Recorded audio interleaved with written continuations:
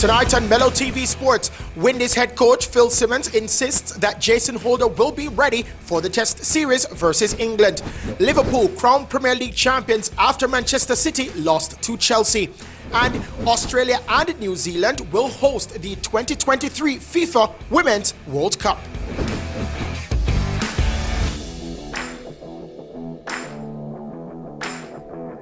We bowl off Mello TV Sports with cricket as West Indies head coach Phil Simmons has given the assurance that Captain Jason Holder will be ready for the start of the Test series against England. Holder did bowl when his team fielded in the second innings and wasn't required to bat on the final day of the three-day intra-squad match today, but Simmons said there is no cause for concern.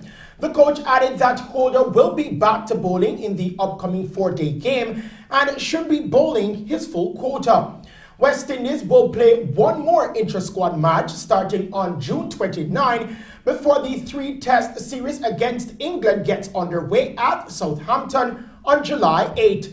Holder is ranked as the #1 all-rounder in Test cricket by the International Cricket Council, ICC. Simmons said pace bowler Shannon Gabriel, who is officially listed as a reserve to the West Indies squad, is ready to play in the first test after recovering from an ankle injury. Meanwhile, on today's last day of the practice match, Shaheen Mosley made 83 not out for the Holder side after Shamar Brooks's unbeaten 66 and Shane Dowrich's 56 not out allowed Craig Brathwaite's team to declare at lunch.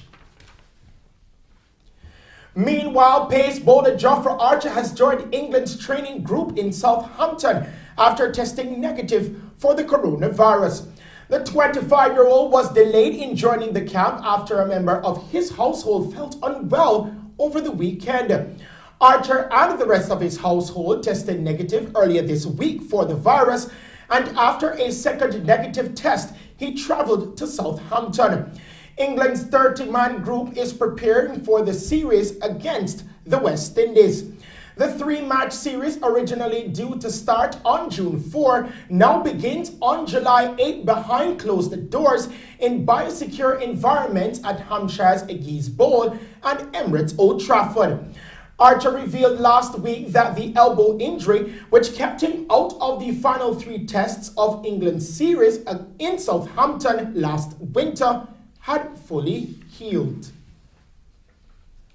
On to some football Premier League news now. Liverpool today were crowned champions of England for the first time in 30 years after Manchester City lost 2-1 to Chelsea. Only a win for City at Stamford Bridge would have allowed them to hold on to the Premier League trophy for a little while longer, and their two-season reign is now officially over. Pep Guardiola's side lost a total of 6 league games in those two seasons combined, but their 8th defeat of this campaign leaves them 23 points behind the leaders Liverpool with 7 games to go.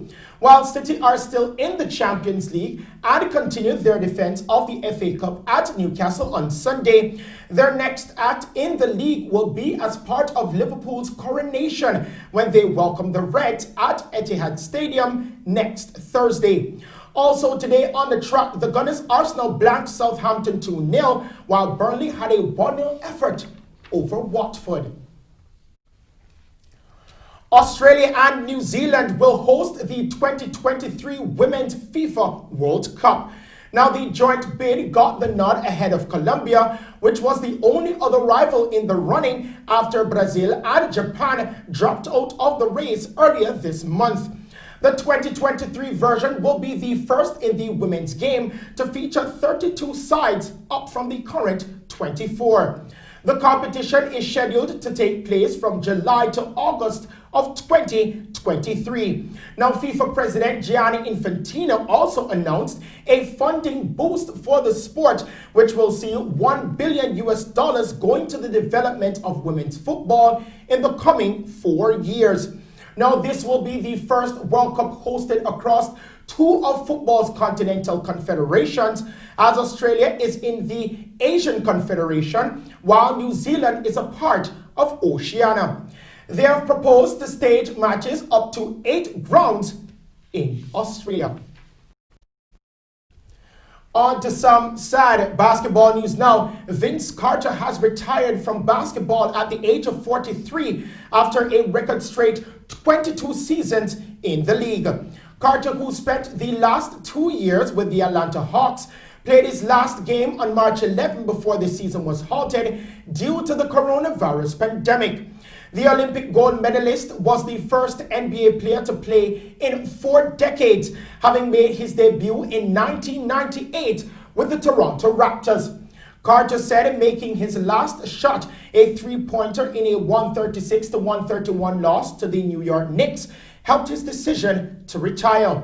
He played for 8 teams during his career, but is best remembered for his time with the Raptors, where he earned the nickname Air Canada for his slam dunking skills. Carter was named Rookie of the Year in his debut season and was an 8-time All-NBA star. The Hawks were not one of the 22 teams to qualify for the NBA restart, which will be played at Florida's Disney World Resort from July 31. The NFL has canceled the Hall of Fame game that traditionally opens the preseason and is delayed the 2020 induction ceremonies for a year because of COVID-19. The August 6th exhibition game in Canton, Ohio, between the Dallas Cowboys and the Pittsburgh Steelers is the first on-field event the league has canceled during this pandemic. It will be played on August 5, 2021, with the same 2 teams. Enshrinements for 10 men scheduled for August 8 now will occur on August 7, 2021, with the special centennial class that was set to be inducted in mid-September now entering the Pro Football Hall of Fame the very next day. And those are the stories making sports news tonight. We now head back to the news desk with Shelly and Hill. Thank you so much, Christopher. And now to end tonight's newscast, here are the main points. Students' scores and placements for the 2020 PEP examinations will be available tomorrow at 2 p.m., while registered parents and guardians can access the results online at 4 p.m. Sarah is conducting community surveillance in Western Kingston following the discovery of 5 active COVID-19 cases. 3 St. James-based police officers have been arrested on drug-related charges in the United States by officers attached to the Drug Enforcement Agency. Hits back at persons who are criticizing the inclusion of professional artists as finalists in this year's Festival Song Contest. And that's our news package for you tonight. Thank you for tuning in to Mello TV Evening News at 8. I am Shelly Ann Hill. Stay safe and pleasant viewing.